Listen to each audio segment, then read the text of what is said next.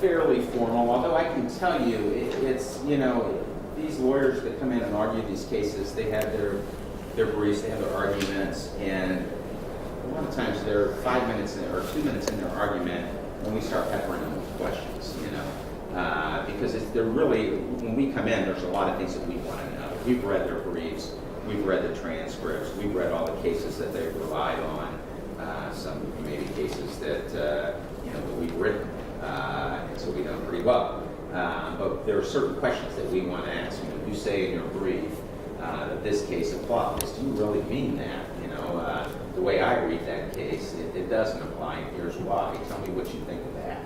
You know, or the way I read the facts in this case, this, and this. You know, your brief says this. I disagree with you. Tell me why you think it's that way. So it's a lot of, they get a lot of questions. It's a lot of peppering of questions. And it depends, you know. You know, I've been in arguments before where the guy can't even get his name out, and all of a sudden he's getting pounded with questions, and he never gets to really present his argument to the court because we're asking certain questions. So other times I've been here where I've been where you're standing at the end, and they told us, well, that's really all I've got, and you still got 10 minutes left in their argument. And, you know, some judges will say, no crime for finishing early. In fact, we like that. So different judges like arguments. Some judges don't like arguments. I happen to be one that I think arguments are very, very beneficial. But and again, I'm a new guy. So yes, so it just depends a lot. So I mean, we just got back. I along with two other my judges, Judge Rob in the corner there, and Judge Barnes right in the middle. We just did one oral argument in Lafayette. So our arguments were traveled as well. And so we went to Ivy Tech in Lafayette on Tuesday of this week and listened to oral arguments on a pretty big case that involved one of my northern Indiana guys, ladies, involving Griffith and Hammond High School, who had played in the basketball game last year about this very time and had a fight during the game, and the IHSAA, Indiana High School Athletic Association, came in and suspended him for the rest of the season. And the trial judge, and Gary, had decided that he was going to set aside that and let the teams play again. The IHSAA decided to appeal that decision. Even though games have already happened, and they still want to appeal that judge's ruling that set aside their suspension of those games. So we heard that case, and it was pretty big. We had 150 people that came for the oral argument. Lawyers on both sides were very good. There were television cameras there. I mean, it was a pretty big ordeal. So sometimes our arguments can be, pretty big. Other times, there's arguments that it's a traffic accident. So they didn't get the result that they wanted. The trial judge gave a lot of instructions. So it just all depends. So yes. Have it. So where do you guys because it doesn't look like anywhere y'all can actually get into that. So I'm guessing it's another door that leads back there. There is. There's a completely separate room. Yeah. So we literally come through that door. So everybody's already out there by the time we get out there. And so when that door opens, then the bailiff hits the gavel and says, "All rise," and everybody stands up and they say each of our names and they say, "Please be seated."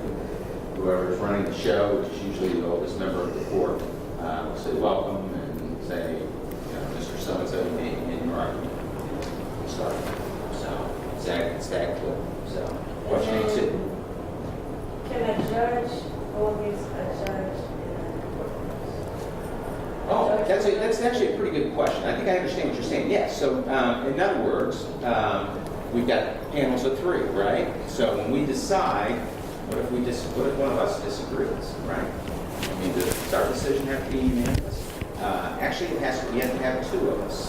So as long as whoever 2 agrees, then that decision carries the day. So let's say, we've got a murder case, and let's say 2 of the judges, myself and another judge, think that the jury instruction that the judge gave to the jury was wrong, and that ended up in getting this defendant convicted, and therefore we're going to reverse the case, send it back to the trial court so that the trial court can retry it without giving this jury instruction.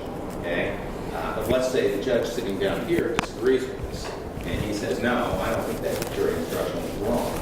Then he writes what is called a dissenting opinion. Okay? So he says, I disagree with my colleagues. They say that the law is this, I think the law is this, and for that reason, I disagree. So then the opinion comes out with 2 votes voting to reverse the case and 1 vote dissenting and saying that I would have affirmed or upheld the trial court's decision in this case. So then that's where it becomes important. Where we talk about the Supreme Court in my office, where we're talking about that, the Supreme Court is probably going to look at that and say, we got some issues here, okay? So when the one side will file what's called a petition to transfer to the Supreme Court, the Supreme Court will take a look at it and say, well, we've got 2 judges on one side, we've got 1 on the other, but maybe this is a case we ought to take a look at. And so then they will take a look at it, and they may say, we agree with this dissenting judge. He was right. The trial court didn't commit error, and therefore we're going to affirm the trial court. We're going to vacate or get rid of that court of appeals decision where they disagree. Does that make sense? Go with you, and then go with you, and then we probably need to get downstairs. I'm going to be in trouble with Tracy Wells. So. Yes? When would this jury be used? It's only used in arguments, and as I stated, we don't have a ton of arguments. It's not like at the trial court level where I was telling you where those courtrooms are in constant use. When I was on the criminal court bench, I mean, we were constantly in court, especially in criminal court. We were always having hearings and jury trials, and our courtroom was always occupied. And in fact, there were times when we were looking for a courtroom because we had other hearings going on. Here, it's a little bit different. If the parties ask for an oral argument, then the 3 judges who are sitting on the panel make a decision as to whether they want to hear an oral argument. Sometimes we say we don't think this case needs an oral argument because the issues are pretty straightforward. Sometimes we will say, even though they don't ask for an oral argument, we'll say we want to hear an oral argument on this because we think the issues are unique and we want to hear what you've got to say about that. So it just depends on how many oral arguments are set. I can tell you there was none today. I didn't see anybody walking in here. And tomorrow, I don't know if there's oral arguments set. Sometimes there are, sometimes they're not. I'm going to down south tomorrow.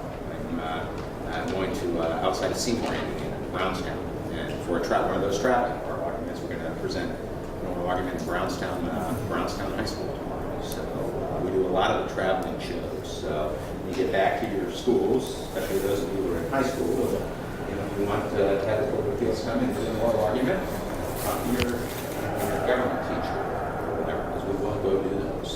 And we like doing those. They're a lot of fun. So, all right, well, we better get downstairs and back down to where all the action is. So thank you guys all very, very much. I'll walk you down. So, thank you so much. Oh, you're very welcome. So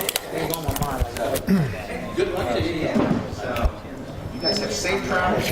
Respect to school. Cool.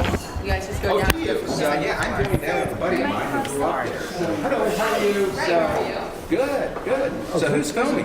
Oh, I'm with their coaching. Oh, okay, awesome. So yeah. So Bob, hold tight. He's like, I know. Give them a badge. I've been in the Marion County Superior Court many times.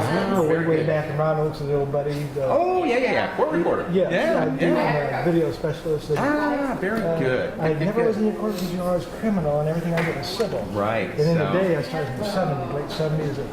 Tape and you have tape. Right. Now it's all digital, and now it's sync video, and the lawyers do their own presentation. Yeah. It's changed a lot. So.